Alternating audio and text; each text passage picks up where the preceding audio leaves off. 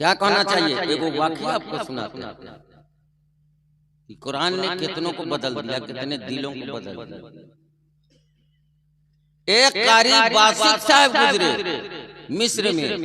हमारे हजरत कहते थे नज़लल कुरान फिल अरब, कुरान नाजिल हुआ अरब में, व क़ुरिया फी मिस्र, और मिस्र में पढ़ी गई, वो फ़हिमा फिल हिंद, और कुरान समझा गया कहाँ? हिंदुस्तान में।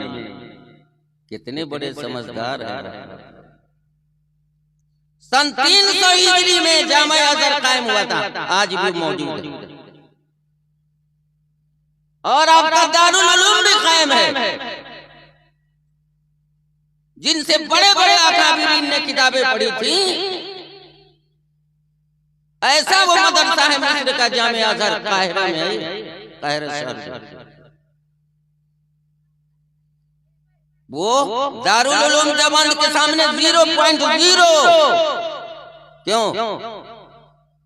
हिंदुस्तान वालों ने कुरान को भी समझा, हदीस को भी समझा।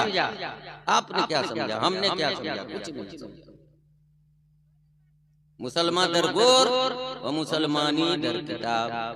मुसलमानों का तज़किरा किताब में रह गया है, और जो असली मुसलमान थे वो कब्र में जाके सो रहे। समझिए, टटोलिए। दोबारा कुरान को कहां पढ़ा गया? मिस्र। अदायगी। कुरान ने कहा वरतिल कुरान तरतीला। हुरूफ को, अल्फाज को, ज़बर को, ज़ेर को, वाव को, अलिफ को, या को थोड़ा हसीन करके पढ़ो। हुजूर सल्लल्लाहु अलैहि वसल्लम फरमाया, कुरान को जो तजवीज से पढ़ेगा उसने गोया अपनी आक़िबत और आखिरत को संभाल लिया। बात समझ में आ रही है? तो मिस्र के जो है कारी बासित साहब, उनका नाम था असल अब्दुल समद। उधर बड़ा बड़ा नाम होता है, जैसे आपके पाकिस्तान में ना है जुड़वा नाम होता है, वसीम, अकरम, शुआइब मलिक, मियां दाद, जावेद, ऐसे ही ना। गलती हुई तो कहिए। बात समझ में आ रही? तो मिस्र के जो थे वो कारी बासित साहब रहमतुल्लाह अलैह, वद्दुहा को एक सांस में पढ़ देते थे। मौलाना सिद्दीक साहब रहमतुल्लाह फरमाते थे, अरे वो एक सांस में पढ़ो कि ओके आवाज की टिकनिक, उस सांस ले लेता है, तुमको मालूम नहीं? समझे? उनको एक मर्तबा रूस की पार्लियामेंट में दावत दिया।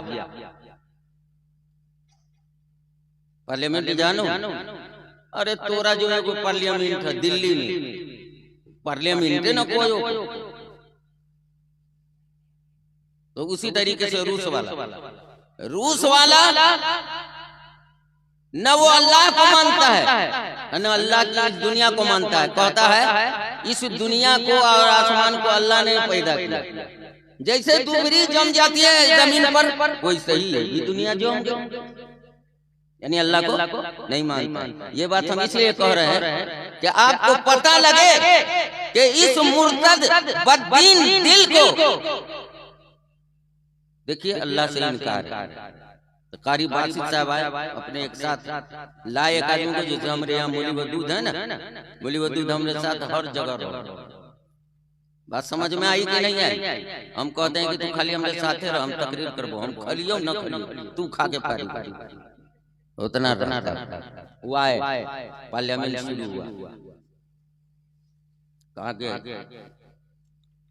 आपको कुरान की तिलावत सुनानी है। बहुत नाम सुना था ना, तो उसको हिस्सा लग गया कि हम भी थोड़ा सुने। आखिर ये पढ़ाई कैसी है, कुरान की तालीम कैसी है कि इतना बड़ा पढ़ने वाला अच्छा पूरी दुनिया में नहीं, पूरी दुनिया में नहीं। तो सवेरे मुर्गा खाई बर्गर, खाना में जो है एगो खस्सी खाई, तो गला का पेट का टाल जाएगा। वो तो बम्बार्ड जो व्हीलर हो गई ना, तोरा रहो ट्रैक्टर, एगो सीबीजी, वो सब है ना। हम जितना कहने आता है वो समझा।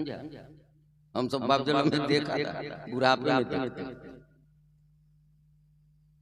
हजरत आए, अब वो अपने चेहरे पर निकाब डाल लेते थे, झोला कि नजर ना आवे किसी के चेहरा जो है तिलावत करते वक्त बिगड़ना नहीं चाहिए, सिकुड़ना नहीं चाहिए। अब वो जो इतनी सांस लंबी लेते थे तो उनके चेहरे पर शिकन आ जाएगा, समझा कि नहीं?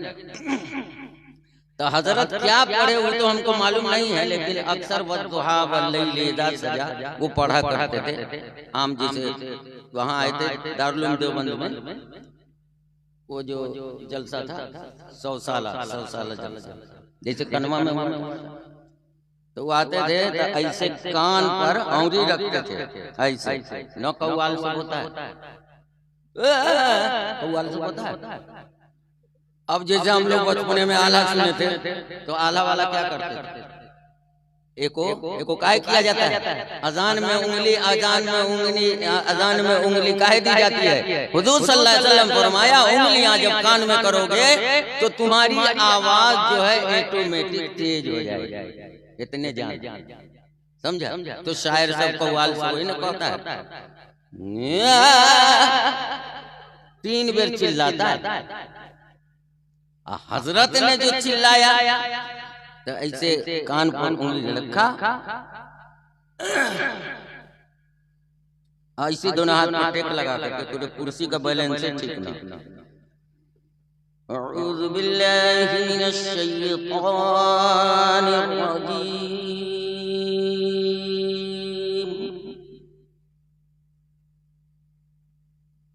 अब हमारी आवाज में सुनिए कि कारी बासित की नकल करो, सुनाइए। जवान रहते तो कुछ पढ़ के दिखाइए, हम इल्म में किरत भी पढ़ा, ई ना कि हम बिन्नो आप। बिस्मिल्लाहिर रहमानिर रहीम।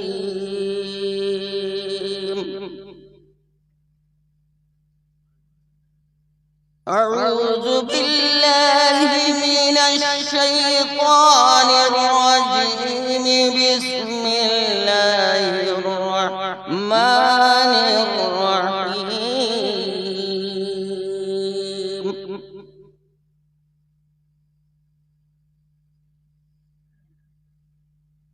अब वो तो एक के साथ में पढ़, हमरे बाप दादा की मजाल कर दिया, पढ़ तो दिया कारी साहब ने, उसमें सब तो वही काफिरे की औलाद से। मौलाना जिस आदमी ने सुनाया, उस आदमी ने कहा कि जब कारी साहब तिलावत से फारिग हुए, एक आदमी भी रोने से बाज नहीं था, उसकी आंखें समंदर बहा रही थी, नहर और नाले बन गए थे, और कोई आदमी होश में नहीं। वो काफिर कह देना। कुरान का नाम तो सुना है, मैं कुरान पढ़ना जानता है नहीं जानता। लेकिन आखिर वो कौन सा जज्बा, कौन सी मती, कौन सा टैबलेट, कौन सी दवाई थी जिसने उसके दिल काफिर को डुला दिया और आंखों से आंसू बहा दिए? ये तो अरबी की बात। आज बालासाहब का जलसा होता है तो उसमें रुकू भर, रुकू से कुछ ज्यादा लोग जलसे में पढ़ा करते। हर आदमी नूरानी कायदा चला रहा अपने मदरसे में, तो रे नूरानी कायदा गई कहां? हम तो फुलवरिया के जलसे में, हमका इल्मे खरात के सिलसिले में मैं देख रहा हूं कि जलसों में नात की तो भरमार हो गई है, लेकिन तिलावत कुरान का पता नहीं। अरे अब देख लीजिए, जो करी असल होता है, अब पढ़ता है तो ऐसा सन्नाटा छा जाता है कि लगता है कि सबको कोई भूत सूंघ जौआ जाते। आप लोगों को अच्छा नहीं लगता, इसलिए जितने तलबा हैं उनसे गुजारिश है, और जितने गार्जियन हैं उनसे गुजारिश है कि बेटा सब नाच पढ़ता है, तू नाच के साथ इल्मे खराज को भी हासिल कर, जिससे खामोश दुनिया भी जाग उठती है। बस समझ में आ रही है।